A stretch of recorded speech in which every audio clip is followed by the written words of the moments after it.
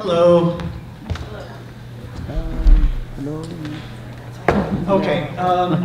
So as Kim was saying, we're both part of Dolphin Project. Usually, where we kind of got started was going to Taiji, Japan, and being monitors, and then we actually met they're called hot pink dolphins, and they're from South Korea, and they've been working to get dolphins out of captivity that were illegally caught off of an island called Jeju. We had the opportunity last year to see the last of 7, 2 dolphins get released after being in captivity 20 years.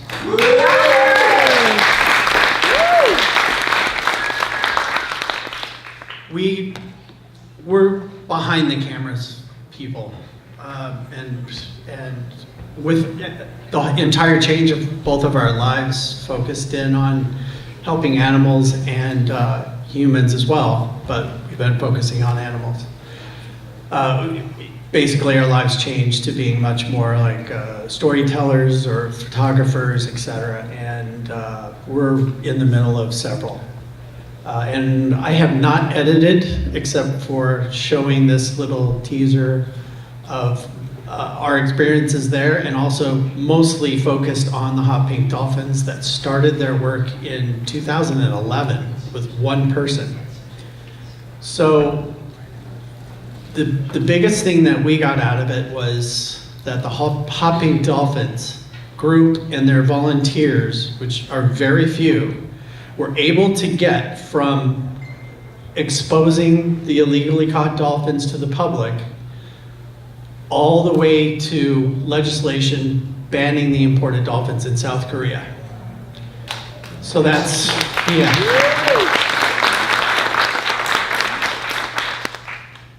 Here's the kicker. Here's the really great part. The activists were involved the entire time. They were part of the team releasing the dolphins back into captivity. Woo! Yeah. And the government always included them in all the people, all the scholars, all the people, all the scientists, all the trainers, etc. And so our film, which will probably come out next year because they don't stop. So every month there's been something new that they've done. It's really inspiring. But let's get on to the short, so there's a Q&A.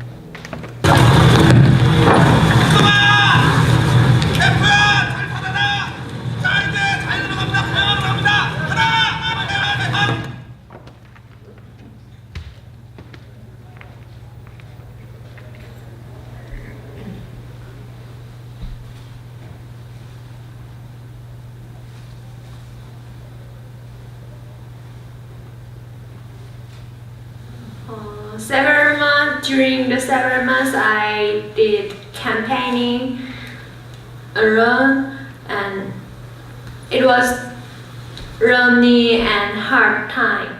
One day, one car passed me, and they went to the post-blood direction, and the car backed to me, and a girl take off from the car, and she told me, "Oh, we changed our mind. Oh, actually, we wanna see the Dolphin show, but we saw your sign and we changed our mind."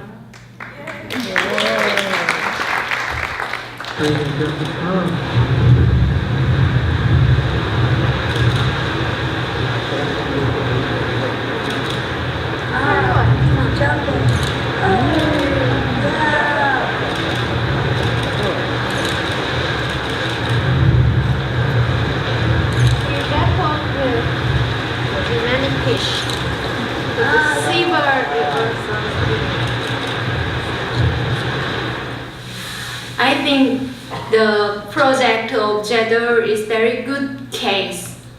Yeah, it's a very good example because we remember that on March 7 of 2012, we held a press conference in front of the city hall, and we demanded the Seoul city government release all the dolphins in the Seoul Zoo. And so apparently the Seoul City Mayor Park heard about our demands and our statement, and then next day he went to the Seoul Zoo. Yeah, to check Jedo's condition. And he asked the trainers how the other dolphins are, and the trainer said, okay, this dolphin is like 10 years old, this dolphin has been in captivity for 10 years old, and Jedol is young and healthy, and he has been in Seoul Zoo for 4 years. And so Mayor Park Won-soon gathered all the information, and then he's a human rights lawyer, and he wrote a thesis about animal rights back in 1994. And so he was very familiar with the animal rights issue.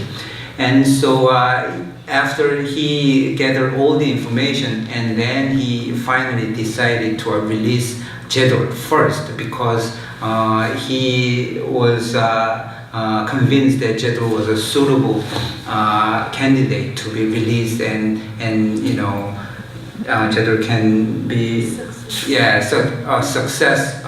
successful release. And so he announced it on March 12th of 2012, after the 5 days of our press conference. And then during the press conference, he said, okay, I'm gonna form a dolphin release committee. And so later we were told that, Dolgore, she's the representative of Hapyeong Dolphins, and so she became a member of the Dolphin Release Committee along with experts and professors, animal behavior, biology professors became members of the Dolphin Release Committee, and other experts and trainers and government officials and NGOs. We all worked together, so it was setting a very good precedent to different part of life and different backgrounds working together for one goal, the successful release of the dolphin Jedor. Yeah.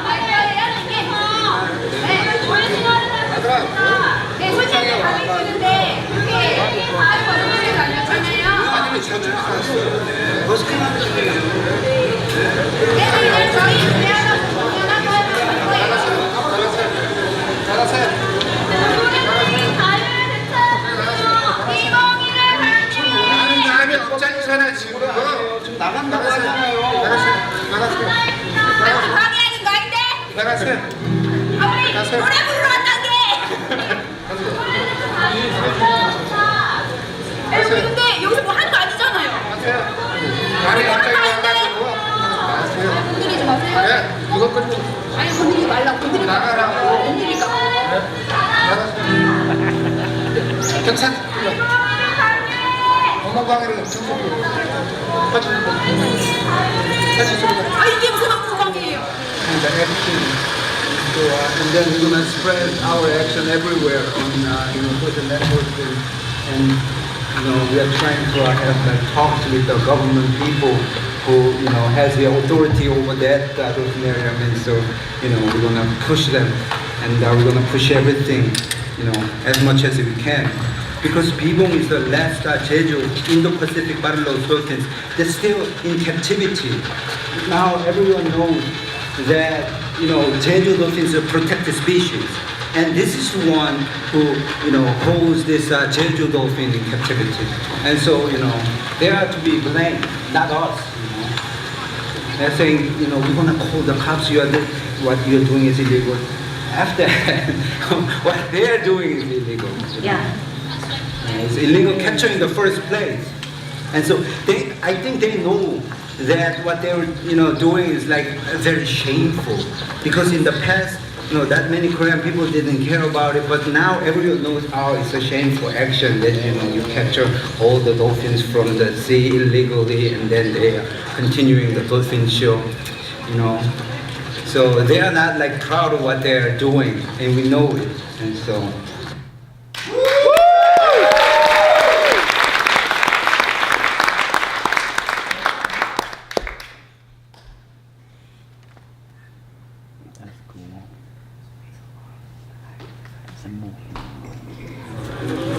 지금 제주 연안에는 110마리 정도 남방 순도로 고래가 살고 있습니다. 그래서 이러한 것은 개체수가 보고가 있겠습니다. 우리 박승준 해양생태 과장님께서 벌써 나오셨습니다. 여러분 박수 부탁드리겠습니다. 네, 주식회사 마린파크 귀한 내용은 같습니다. 자, 항상 또 수고하신 하핑크 dolphins 귀한 내용 같습니다. 감사합니다. 네, 주식회사 한성 FIO 배우겠습니다. 감사합니다. 우리 같이 사진 하나 찍으시면 됩니다. 네.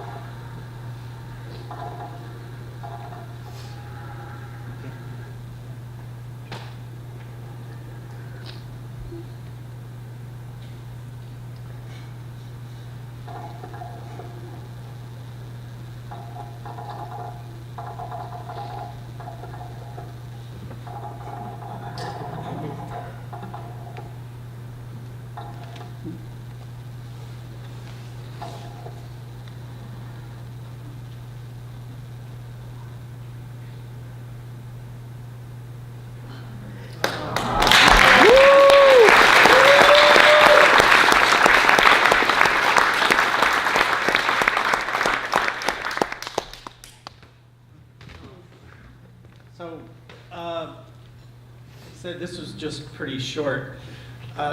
If you missed it, the release came first. We arrived about 2 days before the release, so we were able to see a little bit of a buildup.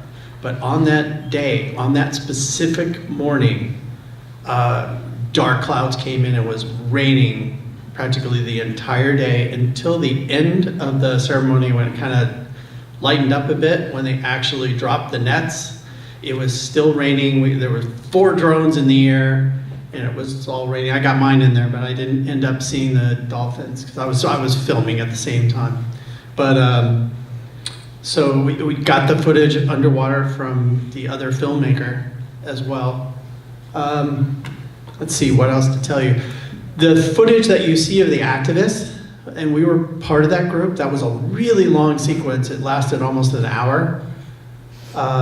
That was 2 days after the release. They never stopped.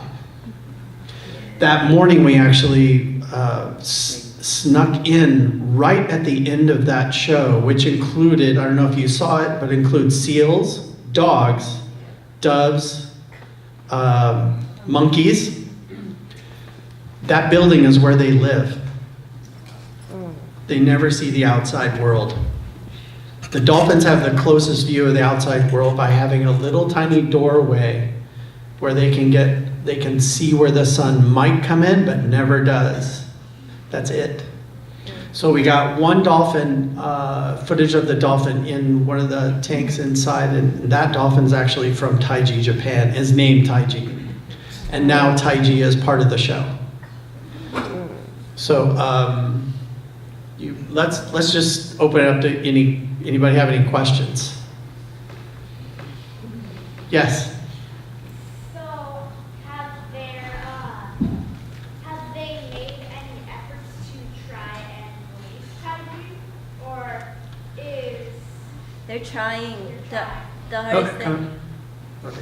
She's asking if there's, right now what I can tell you is right now they're focused in on trying to get the remaining dolphins that were caught illegally freed. Taiji is a problem because they can't release Taiji in their waters. It's not the same species. And they don't want to, they've thought about saying, well, let's take them back to Japan. But obviously they don't want to do that. The connection between Dolphin Project, also want to add this, the connection between Dolphin Project and Hopping Dolphins was, Rick O'Berry was asked to come and talk about how to rehabilitate dolphins at the very beginning as well. And I think Lori Marino was also involved in this project. I was. Oh, you were, that's right. So, yeah, I definitely want to talk to you later about that, what interaction you had on that committee as well. Okay, go. I have a weird question. Where Sure. Can we get those sweet hockey dolphin t-shirts? Absolutely. That's maybe like a million. Yeah, so Victoria will probably do them for us when we release the film, so they'll be available, and then all the funds will go back to Hopping Dolphins. And follow Hopping Dolphins.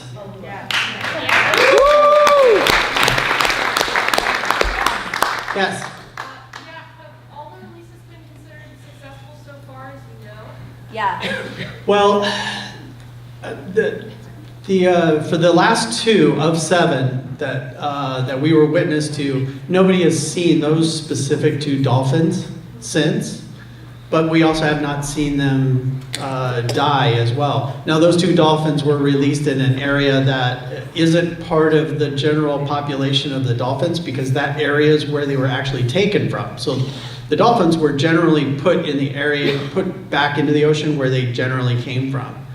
So that's the answer so far. But one in Jadol and the first and second dolphins are seen all the time. Yes? Yeah, all 5 of the first 5 that were released, they've all been recited. Mhm. 2 of the females, not just in some, but also some called, have been seen with calves. So, it's just the last 2, who were released recently, who haven't been seen again. But the first 5 have all been recited 2 years after, 4 years after. They're all still alive. Yeah.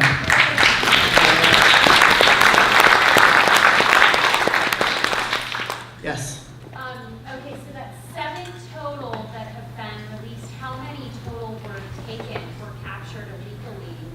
Are there still any remaining that need to be released? Yes, there are still illegal. The dolphin, where the dolphins were taken from, and Pacific Land took all those dolphins. So I'm from my recollection, it's between 30 and 40, and we know that there were 20 babies lost before they figured out how to keep the babies alive. So Pacific Land has been a breeding ground, and also they have been taking them since the mid-1980s, so for 30 years.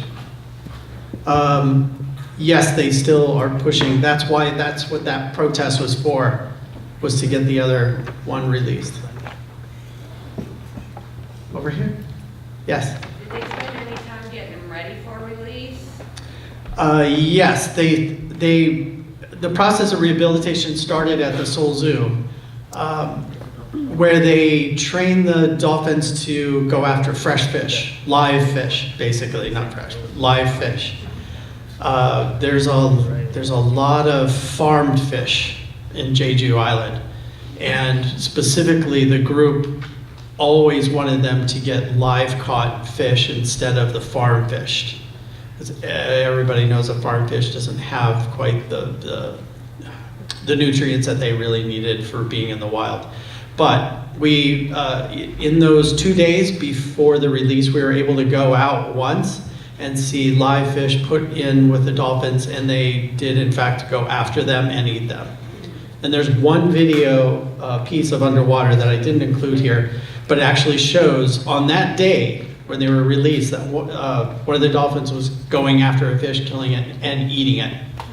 So that's it was a couple months at the Seoul Zoo, and then it was a couple of months out in the sea pen. And just remember, these animals were illegally captured mostly as adults. The youngest one wasn't that young. So they really hadn't forgotten anything. They just were like, I've been kidnapped by aliens and I'm my home. Yeah. And there was a rehabilitation process, but they hadn't forgotten anything. True.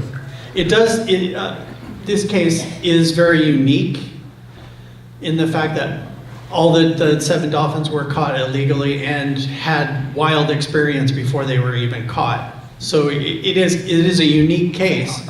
But I will end this by saying that this started for the Hot Pink Dolphins group in 2011, and I don't think that without them pushing, constantly doing press releases and pushing this to the public, that what has occurred today is a complete ban on importing dolphins into South Korea.